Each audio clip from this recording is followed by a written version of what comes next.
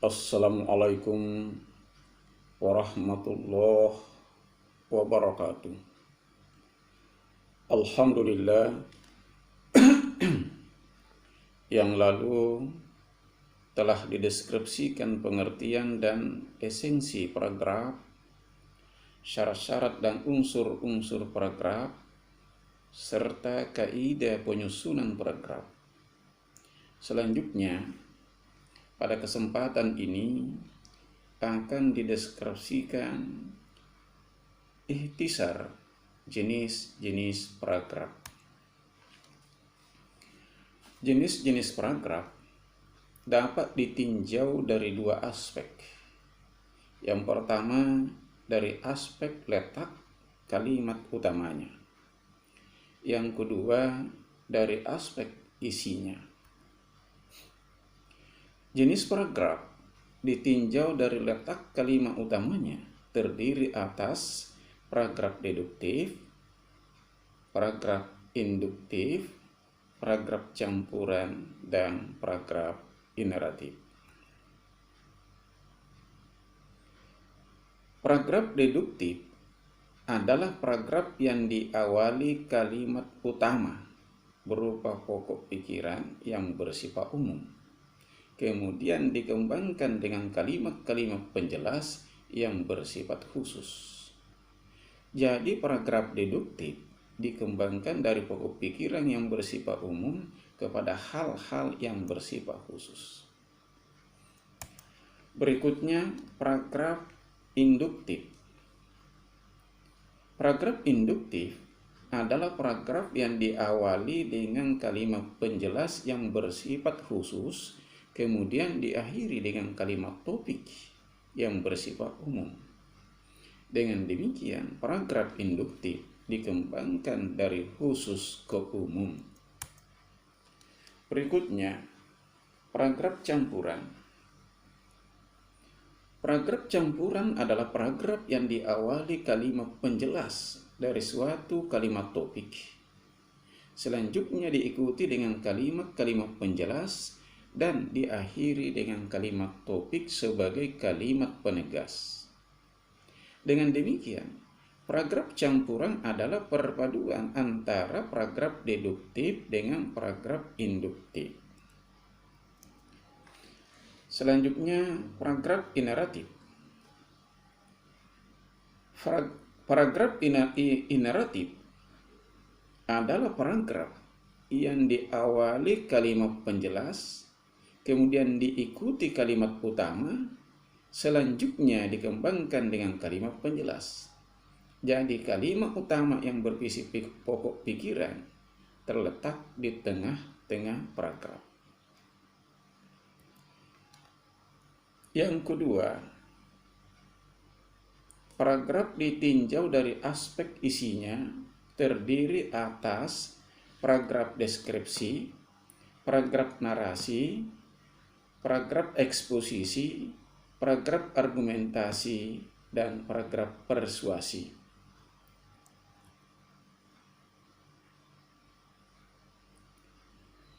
Paragraf deskripsi adalah paragraf yang mendeskripsikan secara jelas dan lengkap suatu objek dengan kalimat yang runtuh, sehingga pembaca seolah-olah turut menyaksikan objek atau hal yang dideskripsikan.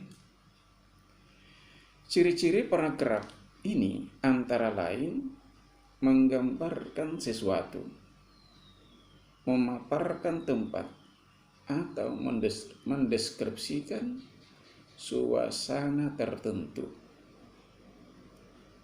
Berikutnya, paragraf narasi.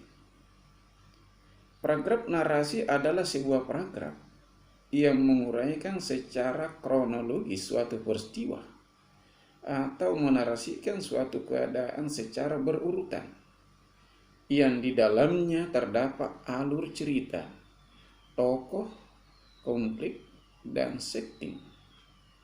Jenis paragraf ini tidak memiliki kalimat utama secara tetap.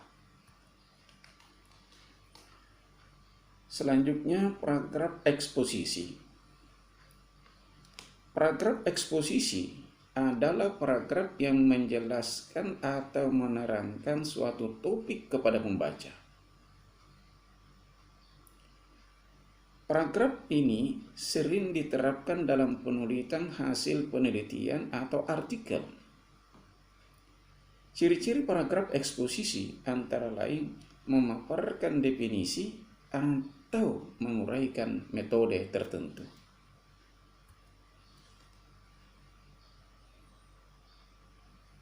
Berikutnya, paragraf argumentasi. Paragraf argumentasi adalah paragraf yang menyampaikan ide, gagasan, atau pendapat penulis yang disertai bukti atau fakta. Tujuan dari paragraf ini adalah untuk meyakinkan pembaca terkait benarnya suatu ide atau pendapat.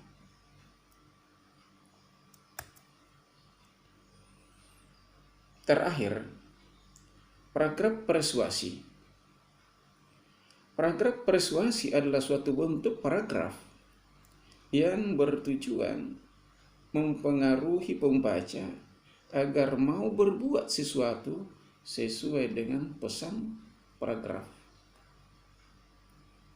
Ciri-ciri paragraf persuasi antara lain: idenya berasal dari pemikiran, dapat menumbuhkan kepercayaan pembaca, menghindari konflik, serta memerlukan fakta dan data yang akurat sesuai isi paragraf.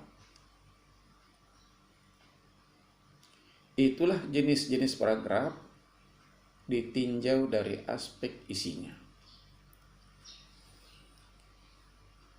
Selanjutnya, kami akan menyajikan sebuah paragraf atau tulisan yang perlu disempurnakan. Olehnya itu, simaklah cikal bakal paragraf berikut ini, kemudian tentukan pokok pikirannya, tentukan kalimat utamanya, dan tentukan jenis paragrafnya. Baik,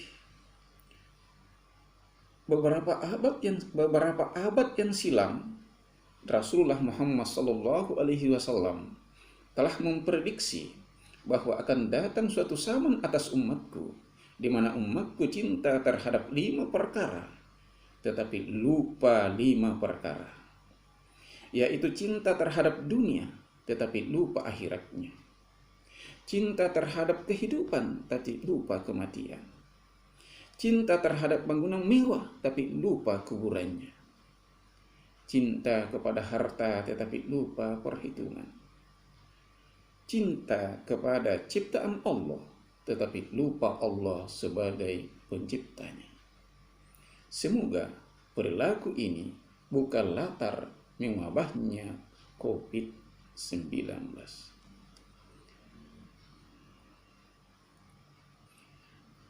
Paragraf tersebut itu merupakan terjemahan dari sebuah riwayat dalam kitab Nasailul Ibadah yang berbunyi, sayaktis samani ala ummati yuhibbuna hamsan wa yamsauna hamsan, yuhibbuna dunya wa yamsauna al-akhirah, yuhibbuna al-hayat wa yamsauna al-maut, yuhibbuna al-kusura wa yamsauna al-kubura, yuhibbuna al-mala wa yamsauna al-hisab, yuhibbuna al-khalaq wa yamsauna al-khaliq. Semoga bermanfaat. Hadanallah wa iyyakum. Wassalamualaikum warahmatullahi wabarakatuh.